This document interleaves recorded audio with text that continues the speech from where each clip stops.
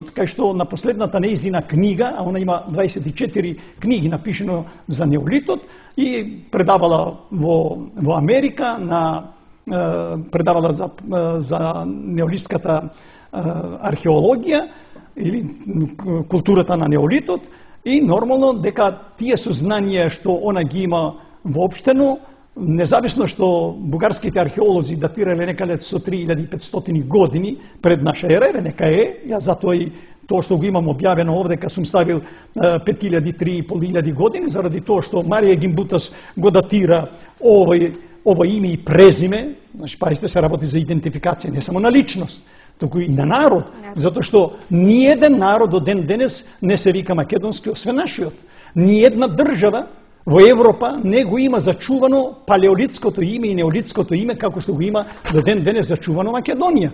Значи, ниедна држава во светот нема таков доказен материјал како што ние денес имаме.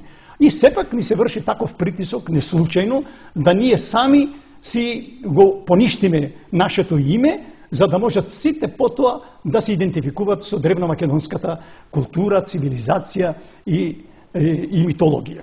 Еден од доказите за постоењето на ова древно македонско писмо, може би малку парадоксално ќе звучи, го најдовте во Африка.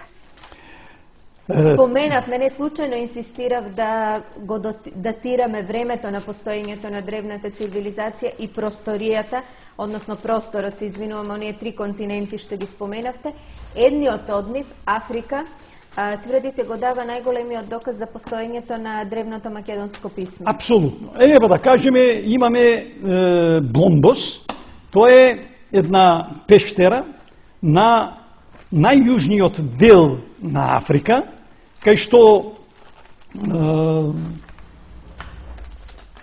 научниците од Норвешка, од Италија, Франција, Германија, од Соединените американски држави, од Канада, од Јужна Африка, имат 19 години вршено истражувачки работи.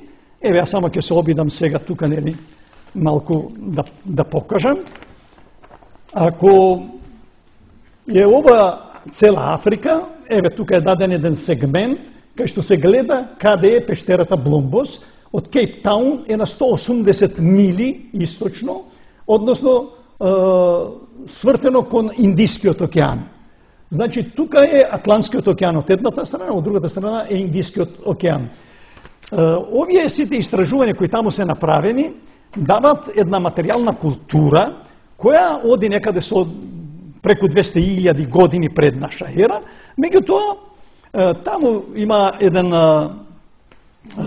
артефакт, јас реков дека тоа е една амајлија, кај што германците... Така, ќе земам само малку кон камерата да го свртите, кон ова. Така, значи, еве овдека е тој артефакт, јас ништо не сум измислил, нели, они тврдат дека тоа е 75.000 години пред наша ера и 2000 сега, тоа значи се работи за вкупна старост од 77.000 години, тврдат дека овдека има некои сигнатури, нели, должината, најдолгиот дел на ова амајлија е 7 см и 6 мм, краткиот дел е 5 см и 2 или 3 некаде милиметри, и сите тврдат дека овде имаме некои сигнатури, и тоа се шпекулира веќе 19 години.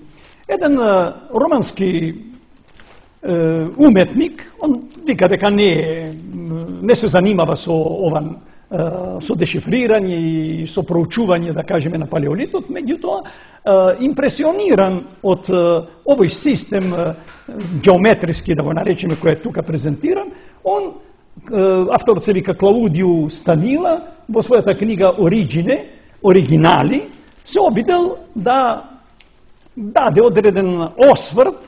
И он, еве, ќе дозволите на романски да го прочитам, па потоа ќе го преведеме, нели? Пештера Бломбос, до пјетре, демич дименсиун, дин окру, гаситен урма екскаварилор, инчепуте дин омиен осутен озеши уну, in пештера Бломбос, Африка де Суд, au fost datate la 77.000 de ani, considerate a fi cele mai vechi forme numerologice descoperite. Или на македонски тоа значи две камчиња од помали димензии од Охра, пронајдени како последица на истражувањата започнати во 1991 година во пештерата Бломбос, Јужна Африка, беа датирани на 77.000 години, разгледувани како најстари откриени нумерички форми. Значи, он тука гледа нумеричка форма.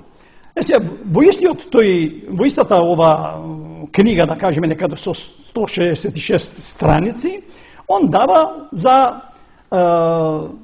одредени наоди, он вика како, исто како Амајлија да е, во Тибрину, тоа е во источна Романија, со старост некаде од 18.000 години, еве јас тоа некако го скица направив. Така, направив скица, нели, од тоа, се си автентично со тоа што успев тука да дешифрирам, дека се работи, не се работи за нумерички форми, туку се работи за една Амајлија, во која што ние имаме запис, кој е посветен на култот на Сонцето и на култот на големата мајка Божица, што значи, според овие податоци што ги дават романците, тоа е некаде 18.000 години пред наша ера. Покрај ова Амајлија, исто така дават една друга Амајлија, кај што ја датират некаде со 26.000 години. Еве, јас се обидов и тоа исто да го дешифрирам. И овдека имаме ил, иле, с ил, иле, ми и така натаму. Значи, да појасниме, ил е врховниот бог на... Тоа е богот на Сонцето. Значи, кој континуирано е присутен на териториите на 3 континенти.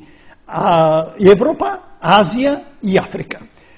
Значи, ако е ова некаде со 26.000 години, е некако што стои овдека, пронајдено во Романија, ово што е во Бломбос е со 77.000 години, пред некој ден имаше на телевизија Телма, мислам дека беше една интересна емисија за така нареченото царство на Му.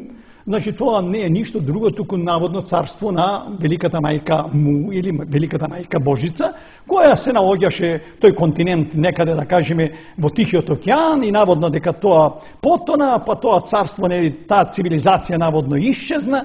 Значи, се работи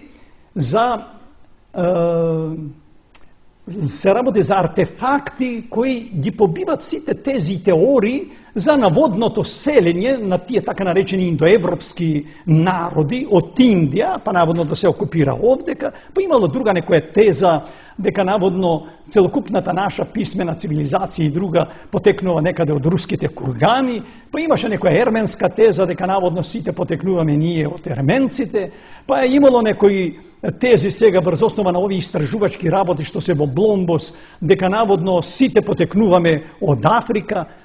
Сите тие се контрадикторни. Зошто?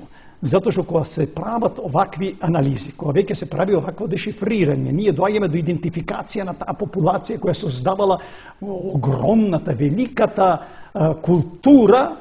Јас ја нареков великата култура на великата Зета Македонија. Кога зборам за Зета Македонија, тоа не зборам јас напамет.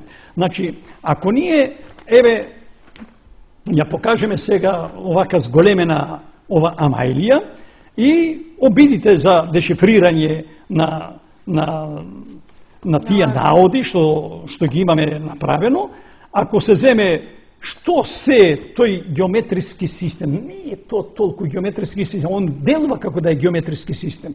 Фактички овдека имаме една компатибилност на лигатури, на споени содржини, на концентрирани содржини, кои секоја за себе има свое значење и сите заедно кореспондираат и тие се комуникативни за да може да добиеме ние една цела содржина. И така овдека, да кажеме, се дешифрирано името на писарот, е дешифрирано Зета Македонија.